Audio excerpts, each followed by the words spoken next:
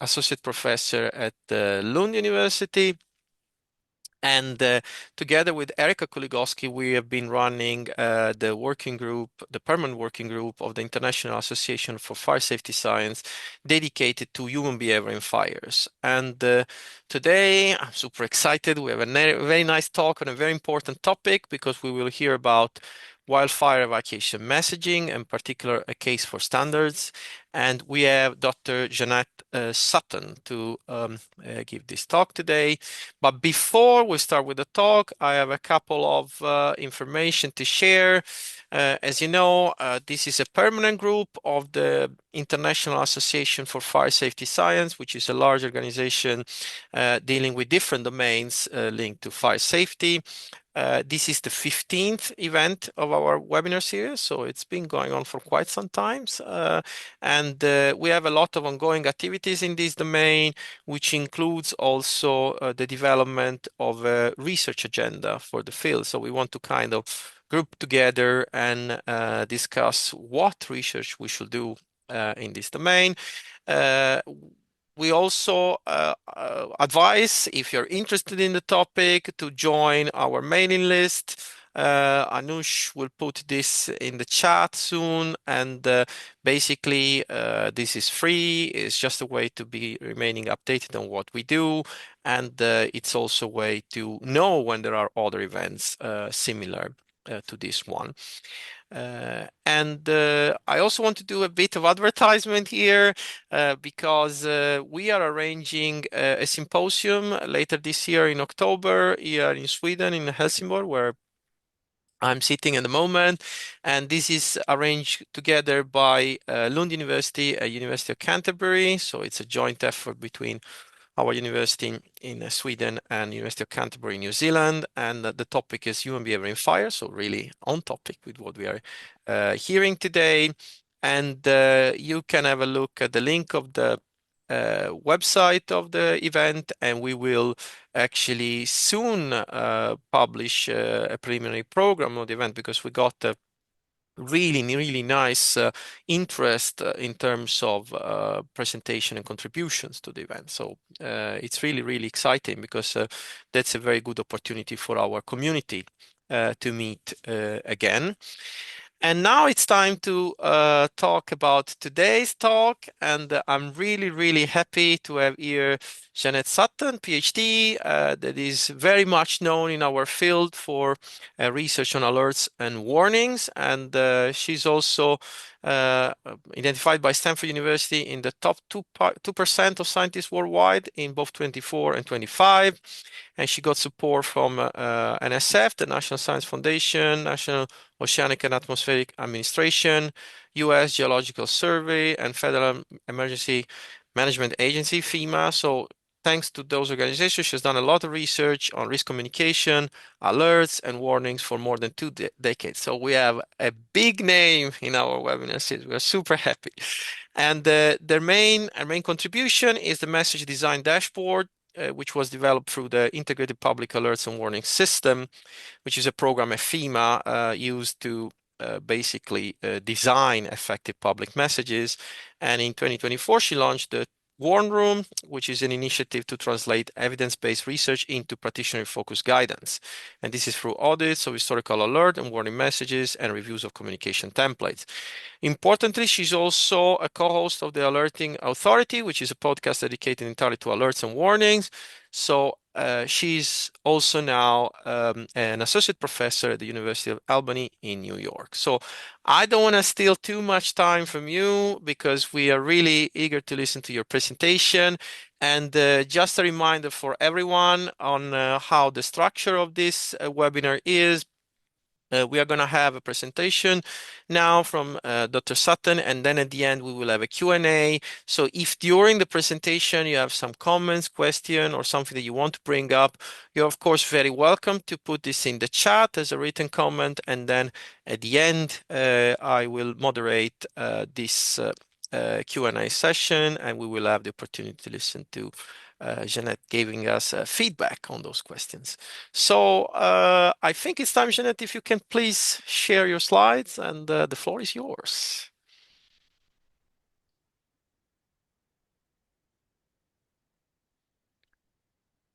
Okay.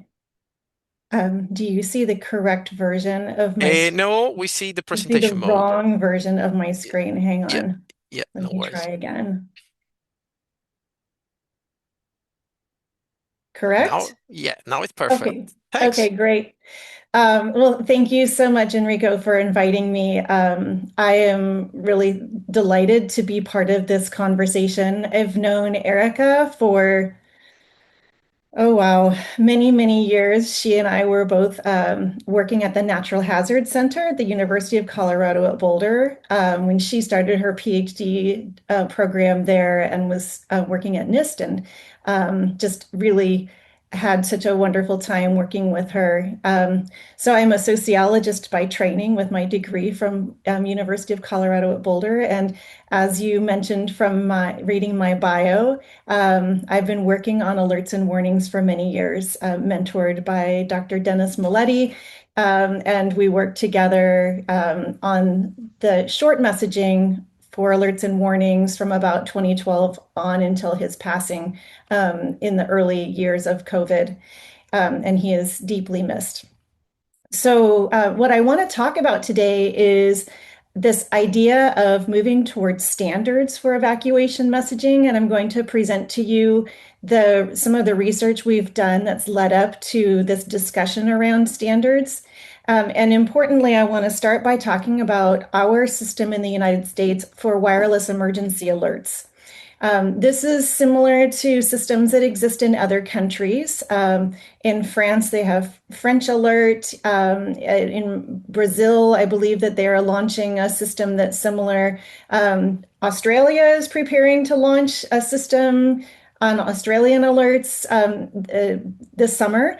And it's essentially it's wireless broadcast alerts that are disseminated to individual mobile devices. And because they're broadcast, people don't have to sign up. They're already automatically able to receive these messages within the location of the cell tower that they're closest to if a message is issued. The messages are between 90 and 360 characters long, so very, very short. There are 5 different kinds of messages that people can receive. There's the national alert, which has never been used, but it would be something at a national scale that the president or the director of FEMA would issue that message. There's imminent threat alerts, public safety alerts, and amber alerts. And all of those you automatically receive, but you can opt out of them, which means you can turn them off, except for the national alert. The president still has to be able to reach you in the country, in our country. And then you can also choose to opt in to receive test alerts.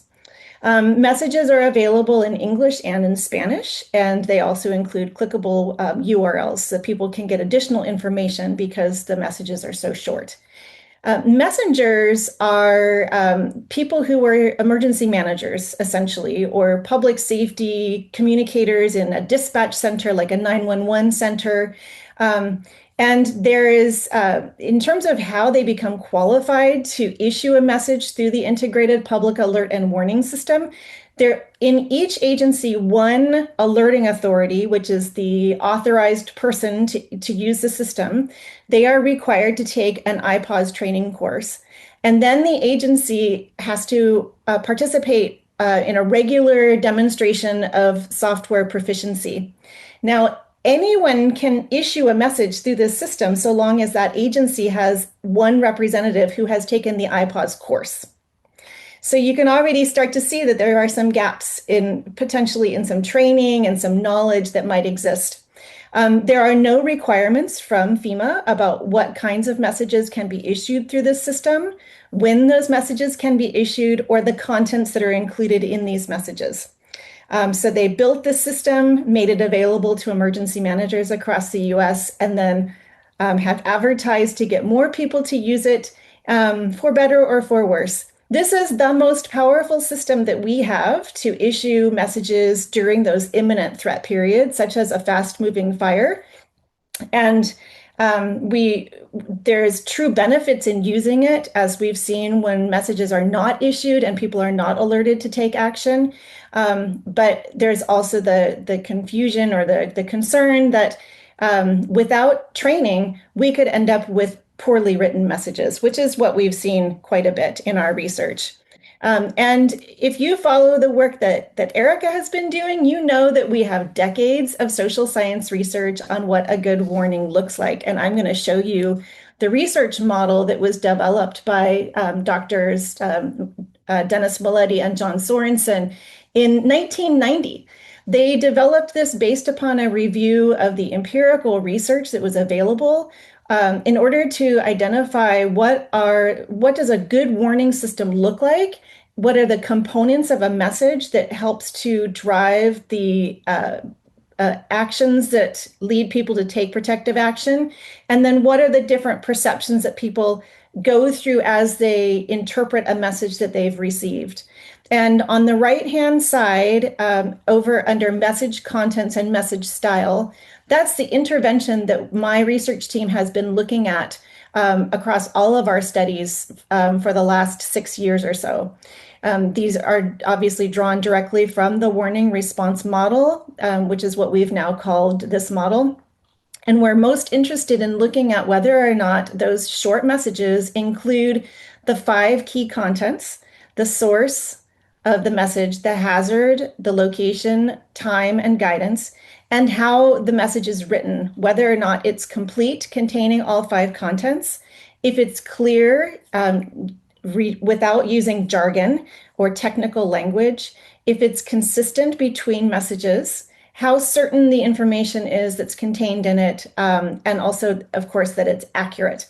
And when messages are written well, with all 5 of these contents, our experiments have demonstrated that it reduces the delay that people take to before acting. Generally, if people are looking for additional information, it will it will increase the time that it takes before they take action. And when one of these contents is missing, in particular, the hazard and the guidance, those are the things that people look for most frequently in order to make a decision about what actions to take.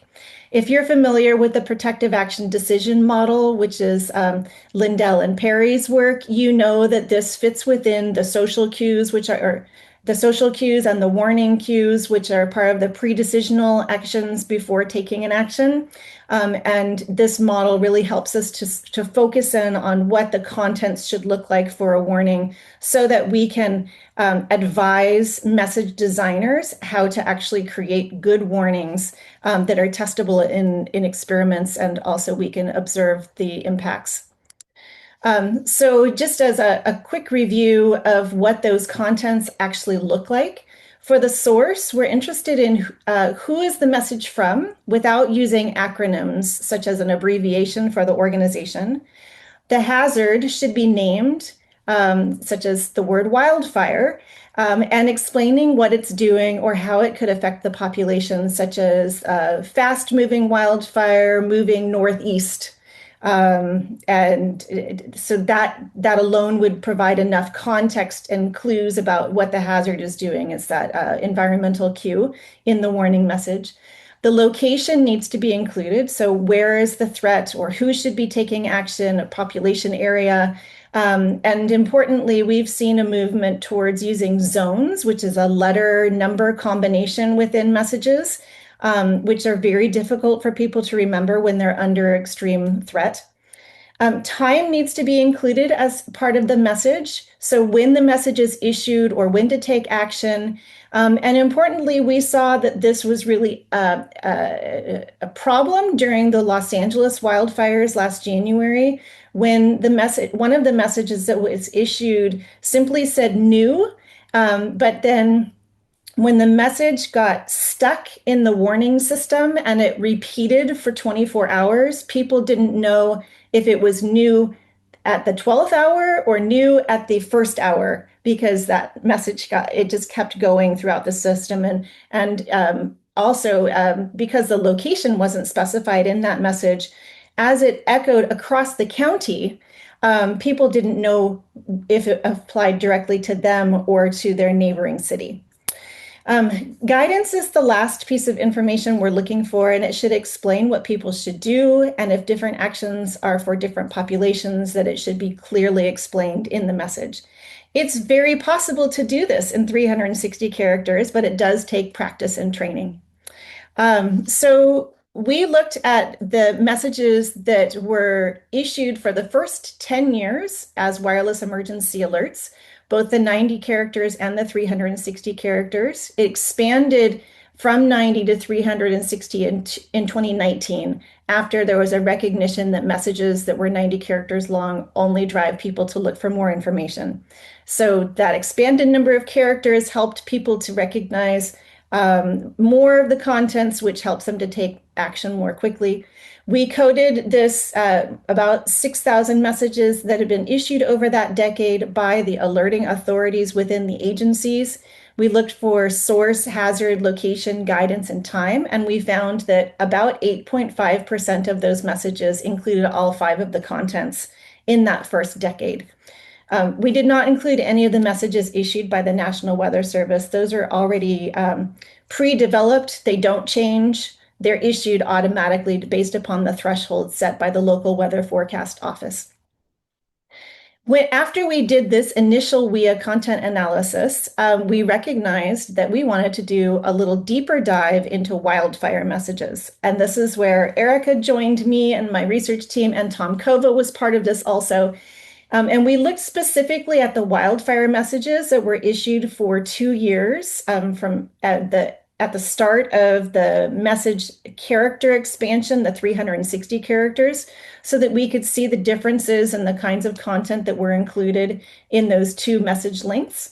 We found that the most frequently included content was the location, great, followed by guidance in about 65% of messages. And then the hazard was included in only 56% of the messages. This was concerning to us. Of course, people need to know the location and they need to know what they should do. But the lack of the name of the hazard started to raise some additional questions for us. In addition to doing this quantitative content analysis, where we were counting the presence or the absence of information, we also looked for the use of trigger language, which is the words that are used to trigger an evacuation warning. I wanted to show you, before I move on to that, really quickly, this is the kind of messages we were looking at. On the right-hand side, this is what we were seeing, the standard of practice. So you can see evacuation warning, voluntary for Silverado Canyon, Williams Canyon, and Majeska Canyon. So in some parts of the US, especially in California, the use of the words evacuation warning or evacuation order stands in for the hazard and the protective action. But you have to know what it means in order to know what actions to take and what the hazard is. So in this case, it was an evacuation warning, which meant people needed to prepare to take action, or they could take action if they felt that it was important. And action in this case would be to evacuate. And it was for those particular locations, those canyons, but we don't know who it was sent by, when it was sent, when people should be taking action. And if you're not familiar with evacuation warning, you don't recognize that that means prepare now to take action. Or if you need more time, especially for people who might have access and functional needs, that they should take action now. So on the left-hand side, you see an example of what a complete message would look like. It would include the name of the sender, not using the abbreviations. So in this case, the Shasta County Sheriff's Office. We retained the information about the evacuation order. We changed it a little bit just as an example. We name the threat, which is the fawn fire, so clearly naming that there's a wildfire. The location is in the Mountain Gate area. The guidance is telling people that they must evacuate, and the time is immediately. And the additional instructions are to take necessities with you because leaving, you may not be able to come back. So this is not an interpretation of the message on the right. It's more of an explanation of what it would look like if you were to write a complete message that fit into those 360 characters, demonstrating that it really is possible. So going back, the second thing that we coded for was the presence of different kinds of language. And so here you see an example of the different kinds of language that we found in those warning messages, which we called evacuation trigger language. And it was really surprising to see the variation in this language. So you see at the top, evacuation warning and evacuation order was found in almost 50% of messages. And in some cases, it did explain what it meant, evacuation warning being be prepared to leave. The second most frequently utilized language was the levels, level 1, level 2, and level 3. And if this is a real challenge, which I'll speak about in just a moment. This was followed by voluntary evacuation and mandatory evacuation at about 15%, followed by ready, set, go, which is often used as ready status, set status, and go status, around 13%. And then some use of the words pre-evacuation and evacuation. And in some cases, they explain what these words mean in the message, and in other cases, they don't. But what we found was the use of these different kinds of terms fall into different kinds of language. So there was the operationally focused language, such as evacuation warning and order, the voluntary or mandatory evacuation, pre-evacuation, evacuation. So this is language that's really meaningful to an organization, such as a fire organization. And it corresponds with the way that they speak about the orders that are being provided to individuals. Within the National Weather Service in the US, when a warning is issued, that actually means to take action now. But this operationally focused language of evacuation warning means we're warning you that an evacuation is coming, which makes some conflicting interpretations by the public. Level 1, 2, and 3 is technical language that associated with risk levels and actions. And importantly, level 1 in this case means that you're at a kind of a pre-preparing stage, and level 3 means take action, which is the opposite of the way that most of our organizations work in the United States, where a 3 is the lowest level of threat, and a 1 is the highest level of threat. So they've flipped the terminology. I see people nodding along. You can see how this creates some potential for confusion.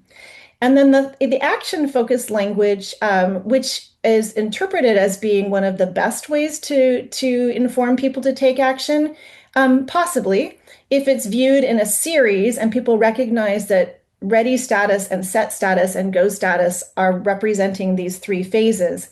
But when a person receives a message that says you're in set status without additional information about what that means, it's really relying on them to go and look it up in order to interpret what they're supposed to do if they haven't had public education. So this was followed by some experiments that we conducted, and I'll go through those pretty quickly. We wanted to know what's the effect of not naming the hazard in a warning message. If you're relying on just telling people what to do, like an evacuation order. So in this case, we went to Northern California and we did an experiment where we asked people to imagine that you're living in Folsom, California. It's a weekend afternoon and you are alone. You receive the following message on your cell phone. We had 2 kinds of messages that we tested. The first one on the left did not name the hazard. It just tells people to leave the areas east of I-80 and south of Folsom Lake. And on the right, you see that this message was issued for a wildfire warning for the Coloma fire. And we wanted to see what the impacts were of receiving one of each of the messages. And what we found was, first of all, those warning response model outcomes that we measured included understanding. We also measured people's trust in the organization, and we included a measure of self-efficacy, whether or not people felt like they could take the action. When you name the hazard, it increases understanding. Obviously, without that understanding, it's difficult to know what's happening. Why should I be doing this action? Who is it from? What is at what time? When you name the hazard, it also increased perceptions of the organization as being transparent, and it increased their reputation among the people who received the message because it appeared that they weren't hiding something from you. This is probably more important for things like a law enforcement activity than for a wildfire, but it applies to wildfire as well. And we also found that naming the hazard affects people's perceptions of self-efficacy, that it increases their ability to decide and it increases their feelings that they can take the right action because they know what's happening. So we had a few quotes for understanding. One person said, well, they're just telling you to get out without telling you exactly why. They needed that additional information. For the organization, they said they seem like they are keeping details hidden, so being secretive. And for self-efficacy, without knowing what the hazard is, they said, this seems very confusing to me. I'm not sure where I would go, especially because it was located close to a dam, and they didn't know if it was related to potentially a flash flood or a wildfire issue. And you have very different behaviors you would take in terms of you're leaving due to a dam collapse or a wildfire. The second experiment that we did related to wildfire messaging was to look at the use of this jargon that we found, the evacuation trigger language. And here we compared the uses of the words evacuation warning and evacuation order. On the left-hand side, you see two example messages using the jargon in place of the hazard type and the protective actions instructions. So for evacuation warning on the left, an evacuation order on the left, but then on the right-hand side, you see the inclusion of what the hazard is and what people should do in relation to either the warning or the order. Otherwise, the messages are the same, but we've added the name of the hazard and the guidance that goes along with it in place of just using the jargon. And these were our results. First of all, people understood order better than warning, which is not terribly surprising because order has a stronger feeling to it than warning, which is more of an effective kind of a feeling. The second was that adding plain language to jargon reduces information seeking. All of the other outcomes that we looked at for the warning response model were equal. But it raised some additional questions for us. If all of the other outcomes are equal, if people believe that they understand, they believe they can make a decision in response to the evacuation warning versus evacuation order, do they really know what the terms mean? Like if we don't test whether or not people understand the words usually, but in this case we did. And so we asked people whether or not in their own words they could define what an evacuation order or warning meant, and also what is it asking you to do and when. And what we found is generally people got orders correctly, that it means to leave, and fewer said that it means to prepare. But most people also thought that warnings meant the exact same thing as order. So even though they say that they understand the message when they get a warning, they may not understand it accurately. So this has been a concern, and we've presented this information in many different contexts, which leads us to the questions about standards. And this is where you can see that we've published those two studies that I just described, the impact of hazard naming and wireless emergency alerts, and the second one, burning doubts, effects of jargon in wildfire emergency messaging. So we took those two studies plus the Ember Alert study published with Erica, and we wrote an article for the National Fire Prevention Association Journal, which was published in 2025, linking the content analysis, the experiments, and the recommendations together. And I've been really happy to see that this has started to gain some traction in the United States.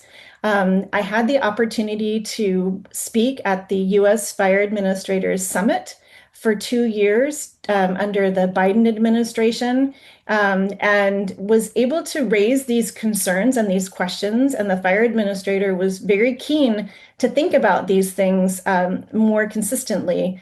And so there are a couple of organizations that are working towards standards, which I just want to call attention to. Obviously, the National Fire Prevention Association is an advocate. This is from NFPA 72, which is about sirens and indoor alerting. And Annex G is adapted, of course, from Erica's work in 2014. And there's a whole section on message content, which I blew it up on the right-hand side, where in many years ago, they already highlighted that warning messages should contain these 5 important topics, that message structure should differ based upon the length of the message, but they identified in the annex, which is of course just a recommendation as part of the standard, that there should be consistency in the kind of information that's contained in messages. That's within buildings. But then we also have in NFPA 1660 in Annex J, again, adapted from the work that Erica had done at NIST with colleagues, that the short message alerts should follow the guidance that's been provided for many years, which includes the source, the hazard, the location, the time, and the actions. So these are not new things. And what we saw in January was the creation of a brand new task group, which is exciting.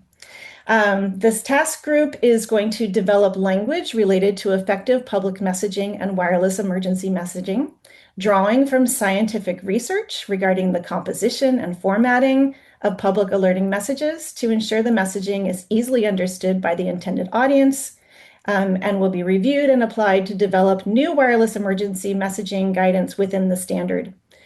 This suggests to me that they're going to take the information that's currently sitting in the annex and put it into the standard. And I think this is very exciting because without this kind of attention coming from this kind of an organization, it's unlikely that the US is going to adopt other practices associated with emergency messaging. So this is actually really exciting to me. We see internationally, there's a growing precedent for standards and consistent messaging. The UN Office of Disaster Risk Reduction currently has the early warnings for all, and they attributed this to me. It really goes back to Maletti and Sorensen, but that's my website, The Warn Room. And they're highlighting the importance of including the source, the hazard and impacts, the location, the guidance, and the time in all messages internationally. And we've seen some of this activity happening in other countries, as we've seen additional studies that replicate the kind of work we've done in the US. And exciting to see that there is some growing consistency around this. We've also made the case in other areas at the U.S. Fire Administrators Evacuation Roundtable, building off of those summits. And Tom Kova was also part of these evacuation roundtables. And then in 2025, in December, I got to speak before the U.S. House of Representatives Committee on Energy and Commerce, again, emphasizing the need for standards. And they were particularly interested in the impacts of the wildfires in Los Angeles and how to create more consistency because of how that was perceived as being a poorly done and a really tragic outcome with so many deaths, where 19 people died and they did not receive a wireless emergency alert, whereas neighbors across the street did. So these are the standards that, in my opinion, should be set.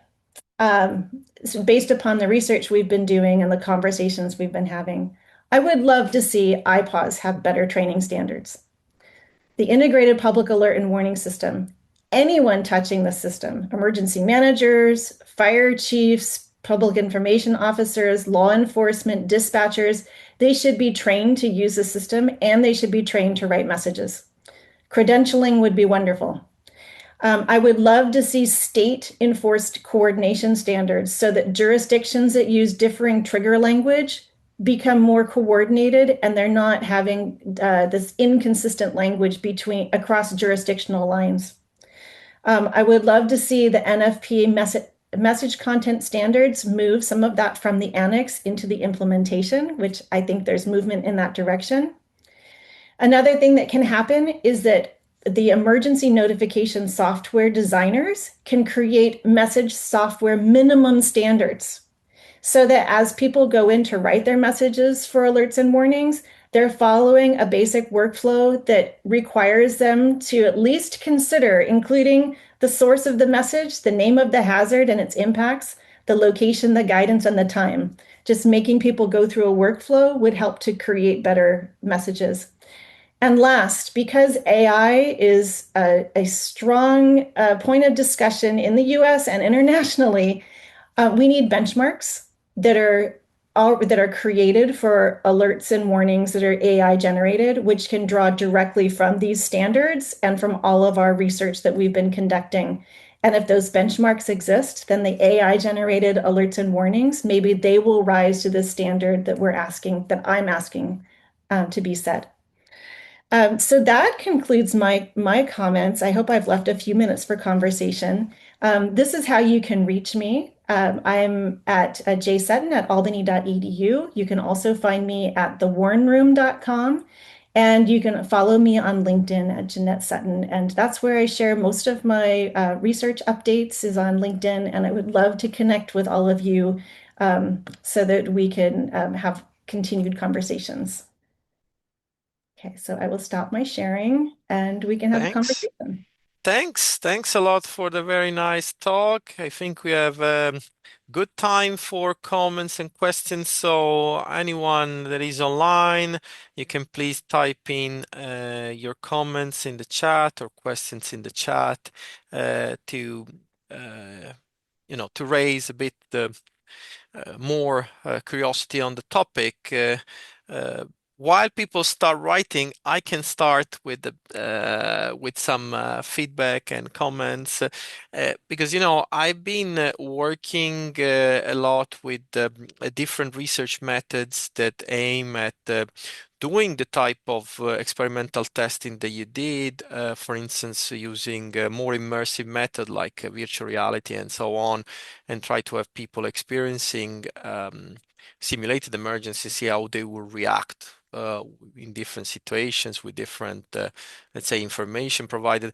How do you see this in the landscape of wildfire evacuation messaging? Because most of the studies I've seen so far, they're mostly either coming from real world events or from more like behavior intention questionnaires, like what would you do if? So how do you see these new methods that are coming in the picture in the landscape of wildfire evacuation messaging? Um, so yeah, your characterization of the research is correct, obviously, as a researcher in that area.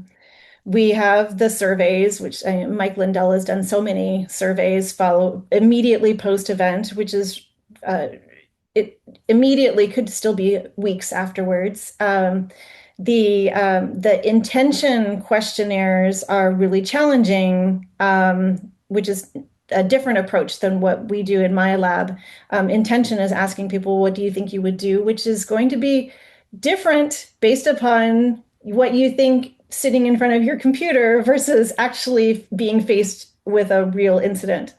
And the work that we've done on messaging in testing the warning response model outcomes, we're asking about whether or not people understand and can make a decision in response to those messages, but we don't ask whether or not they would actually take action because we know that those messages motivate people to take action. But because of the discrepancy between the at the time of the experiment that's being run versus actually the lived context, it's very difficult to make the direct connection that they would take that action, even though they say they're intending to do so.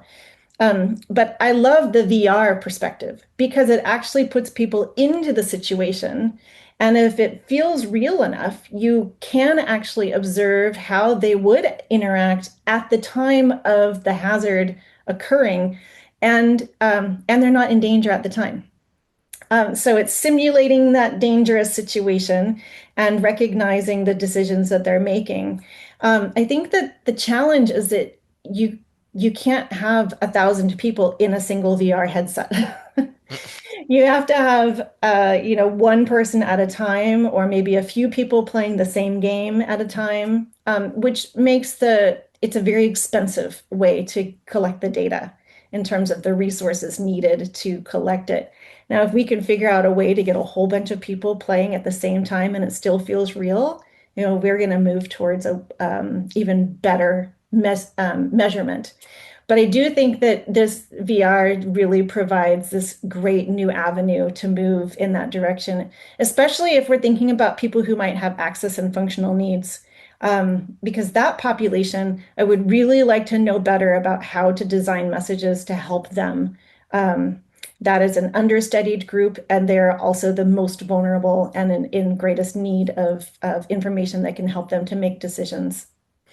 Yeah, this is all very good fit with me. Let's say you covered many topics in which I cannot agree more on what you said. There are a couple of questions in the chat. The first one is from Chloe that says, why do you think it has taken so long to get messages standardized when the research has continued to be there all along? Um, Translation. And I think that's one of the big challenges that we've seen for so many years, that the writing in the academic journals is so inaccessible to practitioners. And we've needed to figure out ways to translate that information so that it's easy for people to get it in little bite-sized chunks. It's the same with our messages. We need to send messages that are easy to understand and easy to act on. It's so there's I think it's been inaccessible. It's one of the reasons that I created the Warn Room. If you go to my blog, you'll see that I take existing wireless emergency alerts and I apply the warning response model to those messages to show, if you do these things, you can change the message and it will be better. And we know it's better because it's based in evidence. Um, but I think also, not just inaccessible, but I think also that some people just aren't even aware that this research exists. People within law enforcement have their own journals. People within dispatch, I don't even think they have many. Well, they have some practitioner journals. Fire has their own journals. Emergency management has their own journals. Um, and it just takes a whole army of people like yourselves to just get this information out there and continuing to push the same message over and over again, for the adoption to happen. Um, so we just keep on pushing that message out there as simply as we can. But thanks for the question, Chloe. I hope that the work that we're currently doing is helping to move things forward in ways that it hasn't in the past.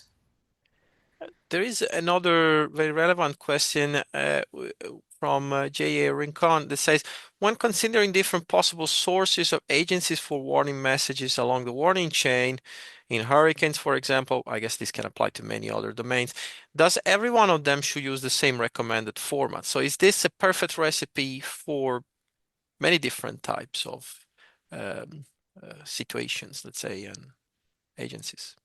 So, are you talking about the source of the message, or are you talking about the message in general?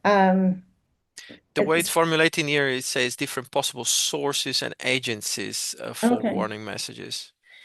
Um, I think my answer applies to actually both dimensions of the question. The This particular structure and format for a message um, has been demonstrated as being effective across multiple hazard types, multiple regions of the United States.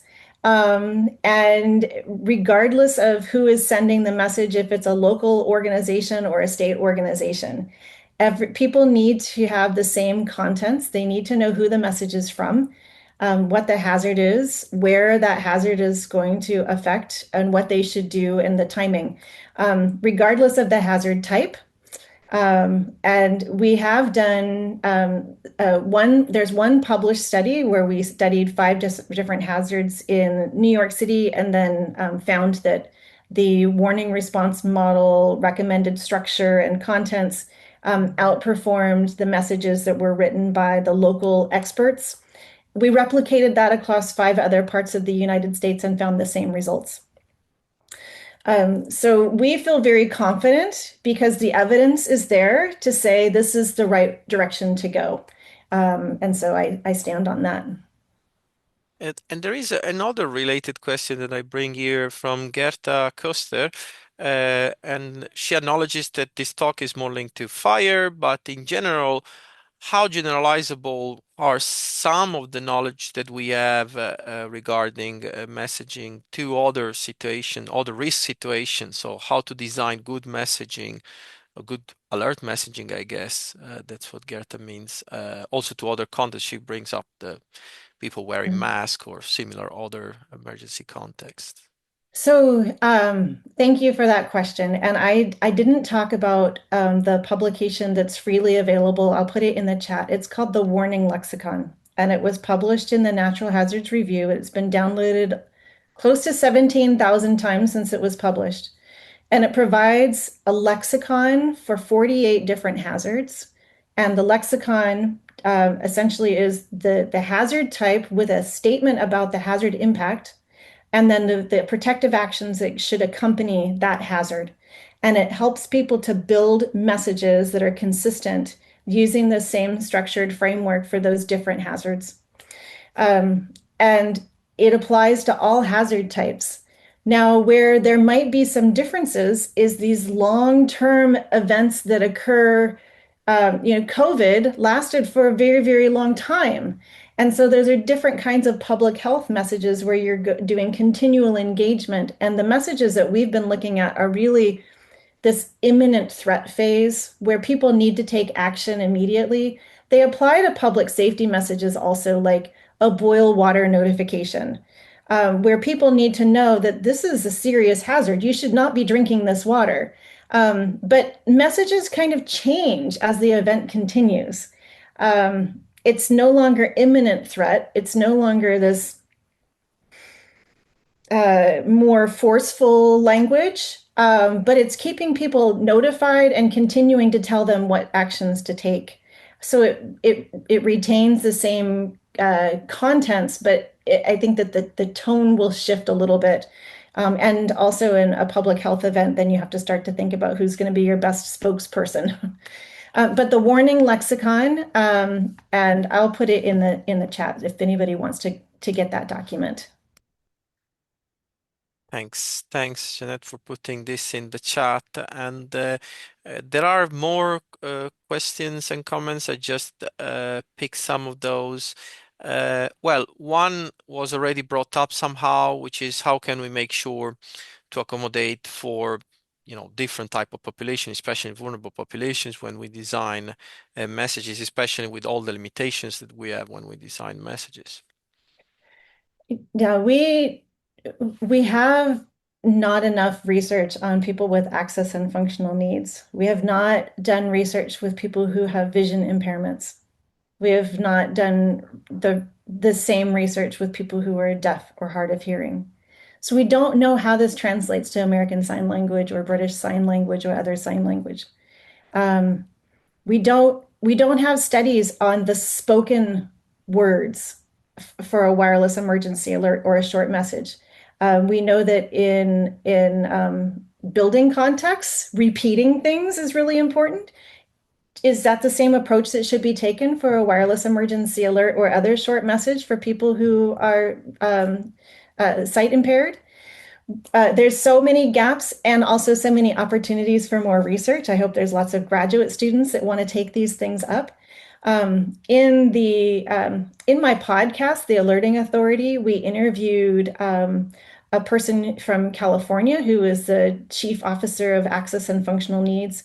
He himself is confined to a wheelchair, and he was talking about the importance of timing for alerts and warnings for that particular population. For him, getting information earlier is vital to his survival because he has to call for assistance to come and help him to get his wheelchair into a special vehicle and out before the traffic starts to pile up. And so it goes beyond for him, it goes beyond the message itself, and it goes to the to when the message is issued so that he can make a good decision and get the resources pulled together to help him to get out. So there's a lot of spaces for us to continue to think about these things, and a lot of places where we need additional research. There is one very interesting question slash comment that come from Shilei, and it is about the greatest challenge that you think there is in adopting AI agents for writing warning messages. You mentioned benchmarking, right, in your talk, but maybe you can comment on this as well. Yeah, so there's definitely a movement towards questions about using AI for writing alerts and warnings. Um, I've played around a little bit with Gemini, with ChatGPT to see how their messages look. And in general, they're okay. But the training data, I don't know what training data they're pulling from to build their messaging standards. And if they're pulling from existing messages that are issued through the iPod system, then we know that they're getting messages that are incomplete and not very actionable. If they're pulling from well-written messages, then they're going to be more likely to be designed so that they fit what we know works from the research perspective. Um, and I think that a benchmark can really help technology developers to see what they should be designing to, which can increase some competition. But it also will ensure emergency managers who might be thinking about adopting AI for writing their messages, it can increase their trust in the effectiveness of the messages and at least have a sense that that it's based in research and not whatever the large language models have been creating. And I know that there are some small AI startups that have been thinking about or developing these kinds of tools. I know also that they're pulling all of my research into their tools. It's published, so it's out there. And what I would really like to see is some ways to assess the quality of these messages, so that we know what kinds of tools people are getting if they decide to adopt them. This is kind of linked to one comment that Eliseo Amaro posted there says the fear with the benchmark is that if this becomes a target, then it becomes harder then to assess and measure the quality of the output. So, I mean, it's a bit of a problem with AI in general, right? So when you go then outside of the training, of the pool of data used for training, then you start seeing weird things. So if you have a benchmark, but that doesn't cover everything, then it's hard. And how do we design enough benchmarks so that we cover enough situations so that the AI don't start doing hallucinations or things like this? And that's the problem, right? Yeah, I'm new to the AI space, to be totally honest. Um, I would love to create the initial set of benchmarks and figure out what our next step of problems are that we need to address. So the things that you're raising, I need to learn more about that. As a social scientist I've been opposed to this idea of AI for years, since when we created the warning lexicon and worked with iPods to help them to build software. And they said, well, what about AI? I said, I don't want to go that direction. But 6 years later, things have changed so quickly, and as there's been so much growth and new technologies that have been designed, I feel like it's really important to step into that mix and help to figure out how can we put some boundaries around it. So the next question that you just posed, Enrico, and what's in the chat, I guess after we get to this initial set of benchmarks, we have to worry about that next problem. Yeah, yeah, yeah. I just want to go back to one question that was posted before with some clarification. Uh, so in terms of redundancy of alert messages when they come from different agencies, I think that's important, right? We don't want to have conflicting information, but sometimes also less is more. So how do we find the balance there? Maybe you can give us some advice. So we studied over alerting as one of our last publications, and that's also available. I can share that with you on how do we characterize over alerting. And this is the thing that we started with on that paper was that there is a common concern among emergency managers that people experience alerts as crying wolf and that they're over alerted. And because of those two things, they're going to stop paying attention and they're going to opt out of all of their alerts. We have some some evidence that people are choosing to opt out. We have some evidence that people pay less attention. We know that the work that was done by Susan Cutter years ago on Crying Wolf, it showed it didn't say that people stopped paying attention. It said that people need to seek additional confirmation that the initial message was correct. So, crying wolf, if we call it that, because it may not be a false warning, it may be that the warning is intended for someone else and that the event is still occurring. People need that additional confirmation, which can delay action.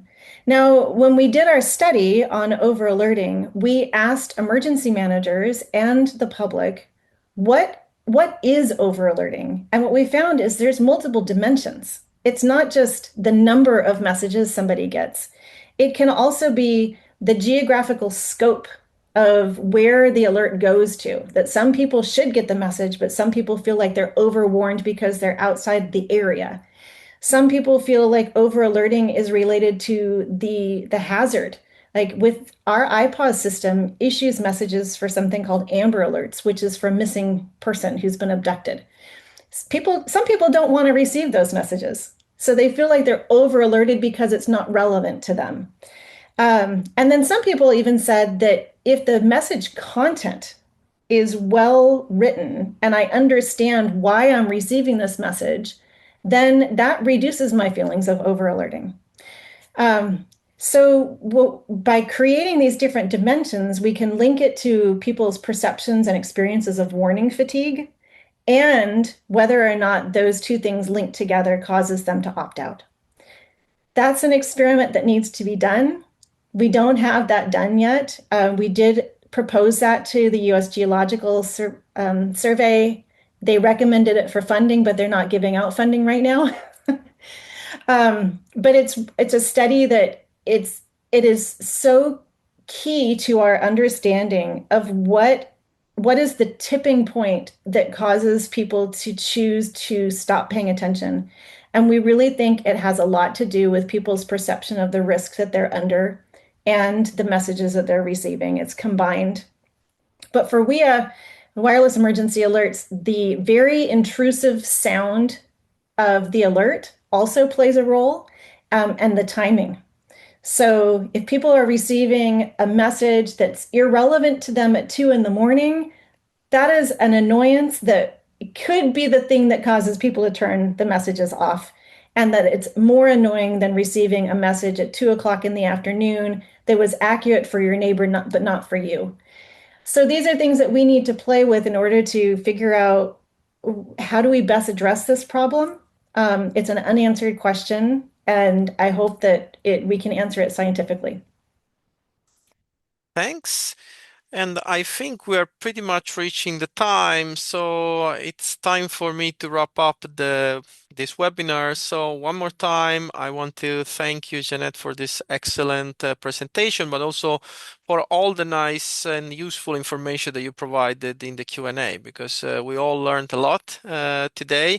As everyone knows, we always record our webinars, so this will be made available in our YouTube channel, which means that we will disseminate it widely, and hopefully more and more people, Jeannette, will follow your advice and let's say follow the recipe or to design good evacuation messages.